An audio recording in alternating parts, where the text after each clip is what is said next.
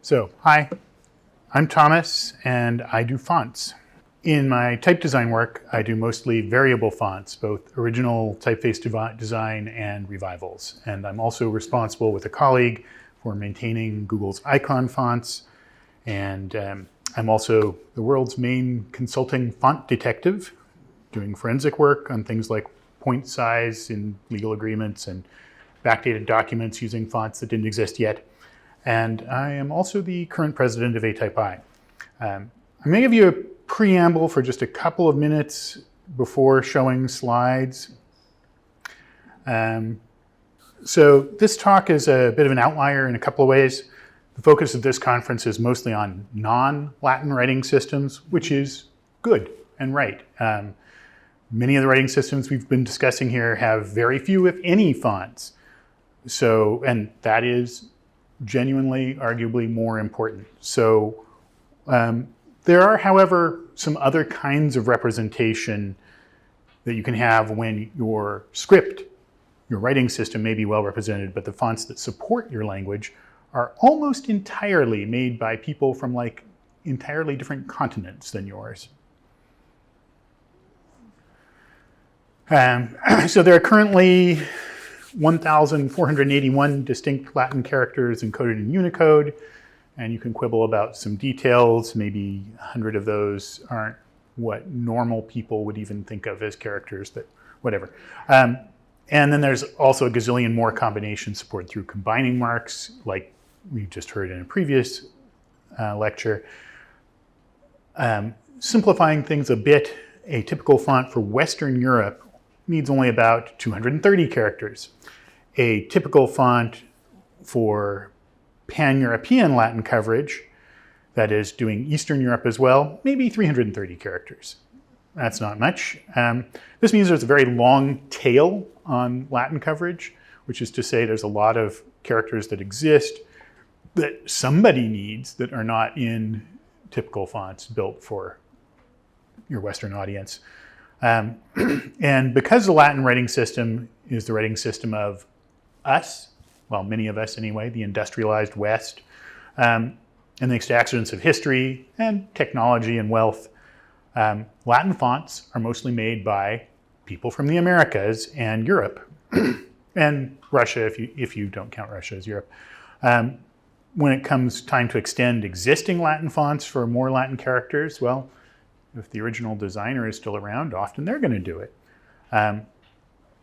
It's often the same people in one of several senses, either the original designer or the same people doing other Latin fonts because they have experience and big circular problem. How many more characters do you even need for that African Latin coverage? Well, you can actually do a handful of languages representing some of the most people and biggest economies with like 30 characters. Sure, you can get a fair bit. But if you wanted all the African Latin languages, that would take approximately another 413. Okay, give or take. This is probably not a perfect number. That's in addition to the 330 you needed for just pan-European and America's non-indigenous languages, we'll say. So you might start with a 330 for pan-European, and then you would have to more than double that to cover Africa. Add other extended Latin that you might be interested in, like Vietnamese and some others, and you can easily get to 800 plus. For these African Latin characters, about half of them are accented characters and pretty easily constructed, but like half are not. That is, they involve attaching other things to traditional letter forms, or they're otherwise a little different. I'm going to just show you briefly what a few of those characters might look like. Here is just a subset of some of the most common ones. Now, little trivia, I'm doing this from Google Slides. I had to set this in Times New Roman. Why did I have to set it in Times New Roman? I could have also used Arial, but none of the other fonts that I tried in Google Docs yet have full support for even the most common sort of specialized African characters. So that was not entirely shocking, but a thing. Part of this is that, of course, they're streaming the fonts, they're web fonts, and there are some extra complications.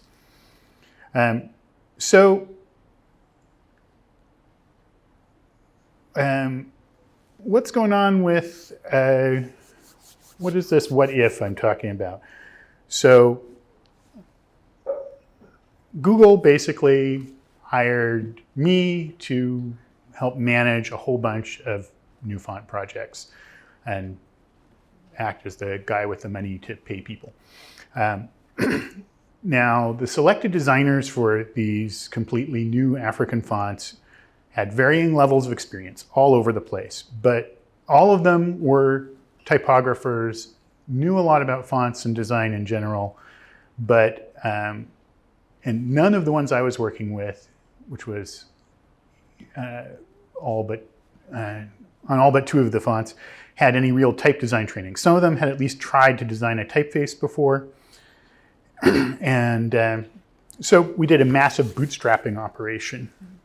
Of course, there were all the people that I was paying to provide one-on-one feedback for these projects through video calls and email, and I'll show them later.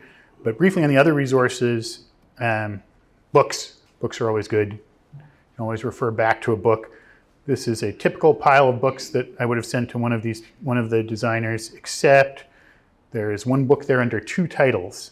The big yellow book and the one beneath it are actually European, sort of European and American editions of the same title by Camp and Rausch, which is probably the best currently in print book on type design right now,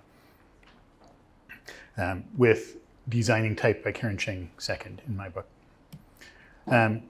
We also did online courses. So Type Electives is the work of Lin Yun and Juan Villanueva, both expert type designers.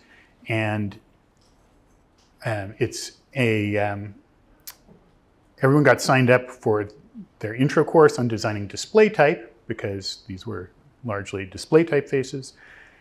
And these were done online, live instruction with feedback and so on. Additionally, Nicole Doughton and Sol Mattes do the Practica program, which we also signed some people up for.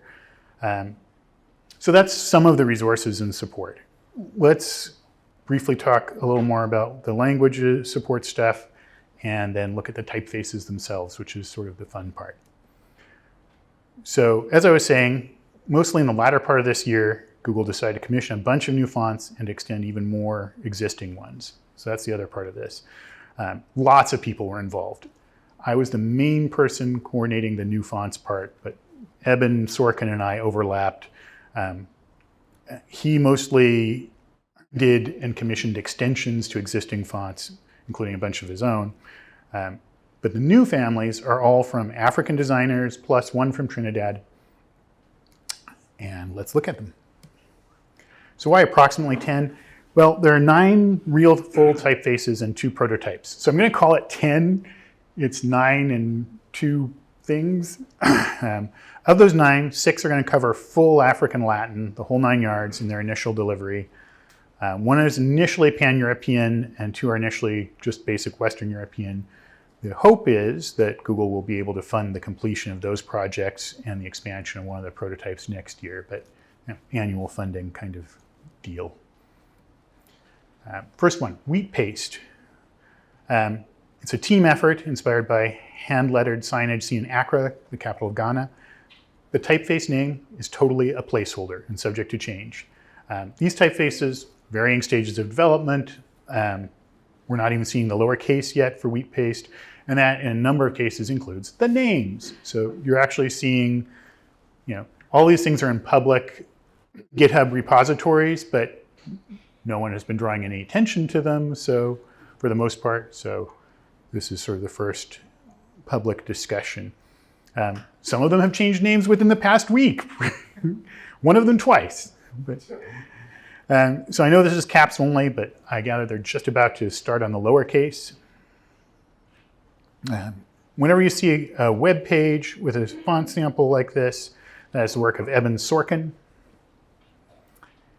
The wheat paste team is Ama Asantewa Diaka, who's a Ghanaian poet, storyteller, and spoken word artist. She's author of both a chapbook and a story collection. She has an MFA from the Art Institute of Chicago and lives in Ghana. Clement Afote is the next fellow, and he's a brand designer, web designer, and design trainer. I have no bio for David Abbey Thompson, unfortunately. With the large number of folks, it has been hard to round up all the possible bits. Yarrow by Ajay Archer. Yarrow is based on the hand lettering of Jaroslav Benda, the Czech designer who was born in the late 19th century but died about 1970 and did a lot of key work in the interwar period, 1882 to 1970, right. And designer Ajay Archer is a interdisciplinary designer from Trinidad and Tobago who solves business and product problems with type, graphics, and code. That's Ajay. Sankofa Display is an Afrocentric typeface inspired by a range of African art styles, particularly straight-line geometric constructs. It blends elements from multiple artistic traditions. Designer Batsi Madzonga is from Zimbabwe, but is now based in Dubai, where he is head of design for one of the leading banks in the Middle East. And that is Batsi. Agbalumo is the Yoruba word for the African white star apple. Both the fruit and the tree. Raphael Alebalea is a Nigerian designer currently based in Miami, and he's interested in multiple writing systems. Prior to this, he designed the Cyrillic extensions for the Almagro typeface. It's curvy, chunky, and compact. Agbalumo is a display typeface primarily shaped by a brush pen. And there's Raphael. Ojuju is an Afro-grotesque, their phrase, sans serif display face inspired by the eye cuttings on the masks used in African masquerades. The typeface has varying apertures on its variable weight axis that goes from extra light to bold. Chisaoku Joboson is an independent brand and type designer in Lagos, Nigeria. He has, as part of this project, just founded Udi, a type foundry dedicated to contemporary typefaces inspired by African elements and culture. And Ojuju will be his first typeface. And there's Chisa. 77 is a full modular geometric typeface inspired by the word mark used for the Festival of Arts and Culture, or Festac, held in Lagos in 1977. This was a huge cultural milestone in Africa, sort of holding their own continent-wide arts and culture festival. It was a huge deal. So the Festac logo is like burned into the brains of the art and design community. So this expands on the original, which had all of 6 letters, an apostrophe, and the numeral 7. 77 and the next typeface are both designed by the same 3-person team, Seyi Olasanya, Eyeyemi Adegbite, and David James Udo, all based in Lagos. The same team is working on this, Danfo. This is a slab serif inspired by the commuter bus graphic design culture in Lagos. It's a digitized version of sort of one flavor of the hand-cut lettering that adorns the popular yellow and black local Danfo buses. That's the name of the sort of bus system. There are a whole bunch of independent bus owners who own one or more buses, and each does their logos and lettering in a distinctive style. It's essentially their way of branding. The destinations are going to be for the buses are in their particular style, and they're all kind of a mutant descendant of like old American woodcut 19th century typefaces. That's like the most common kind of Danfo style, is some variant of that. So the initial version of this is going to be flat and non-ornamented, but there's a dimensional ornamented version as a stretch goal. Initially in a bold weight, full Google African Latin support. Name subject to change, just pretend they all are, because that is the reality. The yellow ones are the Danfo buses in action. And more bio stuff. Sei, co-founder of Da Design Studio previously, and they have created this new Afro type for these foundry to do this work and future work. Yemi, art director, designer, and technologist. And David James. Matemasi is a single font style based on the Idinkra symbol, Matemase, from the Akan people, who are an ethnic group from West Africa, primarily from Ghana and Cote d'Ivoire. The name means what I hear, I keep, and the symbol represents knowledge and wisdom. It's going to have at least the Latin core set of 328 glyphs, but the hope is that we will see later expansion. And that is our guy, Adam Yo, who's a graphic and type designer from Cote d'Ivoire. And he has a PhD from Nanjing University in China and is currently working on developing a Beite typeface at ANRT. Next up is Madimi by Torai Ntake. And it is another hand-lettered style, display face. Torai has been fascinated with art and typography since forever, and she has a master's in visual communication. Sean Badejo's Insibidi, again, a name that will almost certainly change because it's also the name of a writing system, and which isn't Latin, so that's obviously not going to hold up.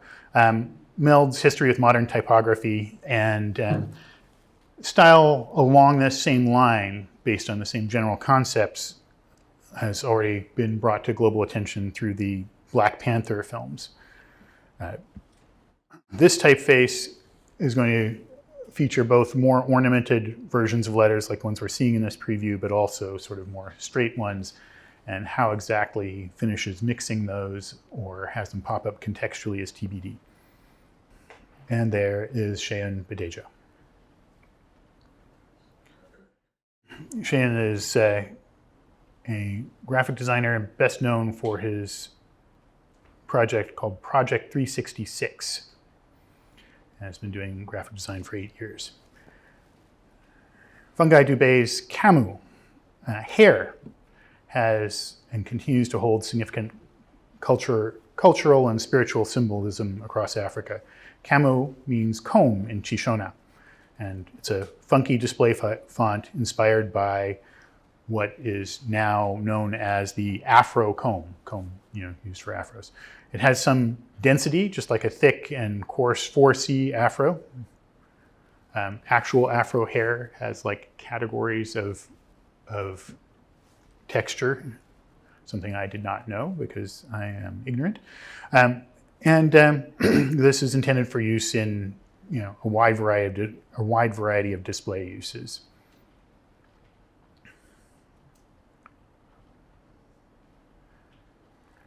Chuma, the other prototype, is inspired by cowrie shells, which were popular in most of ancient Africa as a means of trade and power. It means jewelry or body adornment in Shishona, and it's a display face whose tight apertures, and also to some extent even the outlines of what would otherwise be more round letters, mimic the shapes of cowrie shells. Besides currency, cowries are used in traditional ceremonies, artistic expression, and as decorative elements. You see jewelry and body decoration made out of sometimes large quantities of cowrie shells, like I've seen on the left.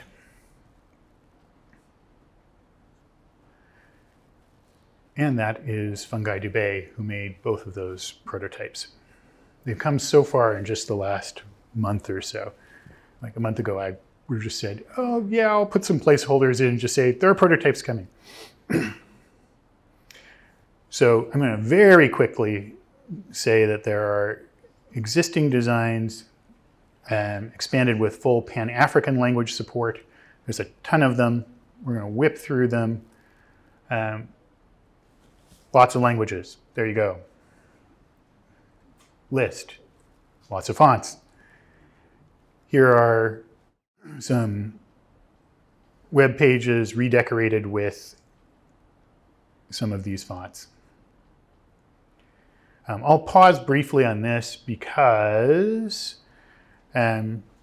Meriwether is huge. It has a very extensive range of weights and language support and so on, and it's one of the more popular Google fonts, so it's cool to see it getting this expansion. Montserrat also is one of Google's most popular fonts, and it's a variable font family with the maximum range of weight, 100, 900, and italics. Nanido Sans is a super family with upright and italic styles and 4 variable axes, including width and weight. The original was by Vern Adams, who passed away in 2016, prolific designer of many open source typefaces. Oi, on the other hand, is a single style, very extreme display face. Pacifico, another Vern Adams face, expanded by Raphael Elegbalea. Playfair, another variable family with very extensive styles, including weight and width. Klaus Egger Sorensen, and there are more coming, but we are pretty much out of time. Smaller character set for these extra ones. That's it. 11 designs in many, many styles, including one that Vasyl Kotelyev and Brandon Burkle and I did. Again, a variable font with many styles. That one hasn't shipped yet, so we're just belatedly adding the African support. Many, many people involved. Eben, fellow on the left, has managed almost all the expansion projects. These two folks have each doing almost full-time work helping the designers, Mirko Velmirovic and Nathan Willis. Nate points out he's on the lookout for job opportunities. He's just finishing his PhD. Actually, most of the people seen in this would be happy to find more permanent work or other work. Denis Moyogo-Jacquerie did the language or the character set definitions and some of the other work. And Lisa Huang and Lara Messiger on feedback, and Ksenia Simerskaya and Pathumi Gadawada on feedback. And that is my shtick. Thank you.